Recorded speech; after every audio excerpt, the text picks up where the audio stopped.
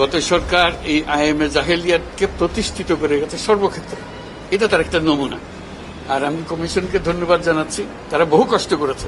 জাতীয় নির্বাচনকে সামনে রেখে অন্তর্বর্তী সরকারের প্রধান উপদেষ্টা ডক্টর মোহাম্মদ ইউনূসের সঙ্গে কোনো ধরনের বিরোধে না জড়ানোর পরামর্শ দিয়েছেন বিএনপি চেয়ারপারসন খালেদা জিয়া।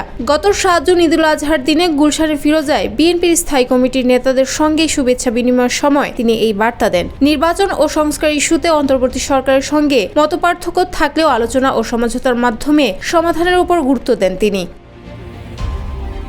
বিএনপির স্থায়ী কমিটির সিনিয়র সদস্য ডক্টর খন্দকার মোশাররফ হোসেন বলেন, খালেদা জিয়া বলেছেন সমঝোতার ব্যবস্থা করুন। অন্তর্বর্তী সরকারের সঙ্গে আমাদের বিরোধ কি? তারা আমাদের প্রতিদ্বন্দ্বীরা। বিএনপির একটি সূত্র জানায়, সম্প্রতি নির্বাচনকালীন সময়সূচি ও ডক্টর ইউনূসের পদত্যাগ ইস্যুতে কিছুটা দূরত্ব তৈরি হয়। তবে খালেদা জিয়া চান সেটি দ্রুত আলোচনার মাধ্যমে কাটিয়ে ওঠা হোক।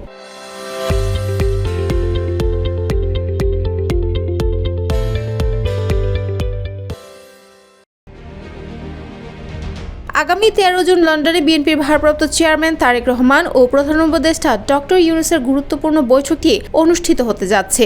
বৈঠকে নির্বাচন তারিখ ও সংস্কার নিয়ে ঐকমত্য গঠনের বিষয়টি মুখ্য আলোচ্য হবে। বিএনপি নেতারা জানিয়েছেন, সরকারের সঙ্গে দলটির একমাত্র মতপার্থক্য নির্বাচনকালীন সময়সূচি নিয়ে। ডক্টর ইউনূস বলেছেন, আগামী বছর এপ্রিল মাসে নির্বাচন হবে। অন্যদিকে বিএনপির দাবি ডিসেম্বরের মধ্যেই ভোট আয়োজনের। বিএনপি মহাসচিব মির্জা ফখরুল ইসলাম আলমগীর বলেছেন, ডক্টর ইউনূস ও তারেক রহমানের বৈঠক এই সময়ের মধ্যে সবচেয়ে গুরুত্বপূর্ণ ঘটনা। জাতীয় ও আন্তর্জাতিকভাবে এর গুরুত্ব অনেক। এই মিটিং হলে অনেক সমস্যার সমাধান হয়ে যেতে পারে। তিনি আরো বলেন, এপ্রিল মাসে নির্বাচন হলে তা রমজান ও ঈদের সময় পড়ে যাবে, যা প্রার্থীদের জন্য বেশ কঠিন হয়ে যাবে। প্রচন্ড গরম ও ঝড় বৃষ্টিও নির্বাচনের প্রভাব ফেলবে। এতে নির্বাচনী খরচ বাড়বে, জনসভার সফলতা ব্যাহত হবে।